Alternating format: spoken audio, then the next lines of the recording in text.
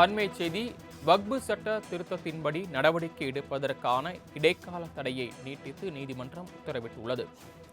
மத்திய அரசின் கருத்துக்களை ஆராய வேண்டியிருப்பதாகவும் உச்சநீதிமன்றம் தெரிவித்திருக்கிறது.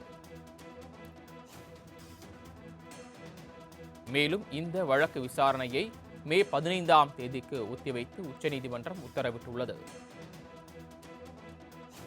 வக்பு சட்ட திருத்தத்திற்கு எதிரான வழக்குகள் உச்சநீதிமன்ற தலைமை நீதிபதி அமர்வில் மீண்டும் விசாரணைக்கு வந்த நிலையில் ஏற்கனவே விதிக்கப்பட்ட இடைக்கால தடை தொடரும் என்று நீதிமன்றம் உத்தரவிட்டுள்ளது. கூடுதல் விவரங்களை சிறப்பு செய்தியாளர் ஜியோபாரதி வழங்க கேட்கலாம். ஜியோபாரதி, விவரங்கள்.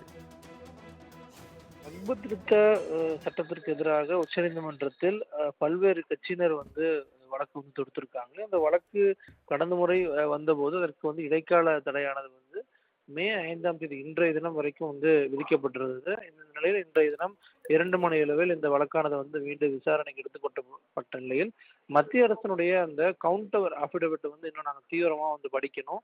அதன் காரணமாக அடுத்த ஒரு தேதிக்கு நாங்கள் ஒத்திவைப்பதாக குறிப்பிட்டிருக்காங்க. அதே போல தற்போது உச்சநீதிமன்றத்தினுடைய தலைமை நீதிபதியாக இருக்கக்கூடிய சஞ்சய் கண்ணா வரக்கூடிய மே 14ஆம் தேதியோடு ஓய்வு பெறுகிறார். இந்த குறுகிய காலகட்டத்தில் இந்த விசாரணை இன்னும் விரிவாக விசாரிக்கப்பட வேண்டும் என்பதால அடுத்த ஒரு புதிய தலைமை நீதிபதி அமர்வாக கவாய் அவர்களுடைய அமர்வுக்கு இந்த வழக்கை நாங்கள் மாற்றுவதாகவும் மே 15ஆம் தேதி இந்த வழக்கு எடுத்துக்கொள்ளப்படுவதாகவும் தற்போது உச்சநீதிமன்றம் ஒரு மிக முக்கியமான உத்தரவை பிறப்பித்திருக்கு.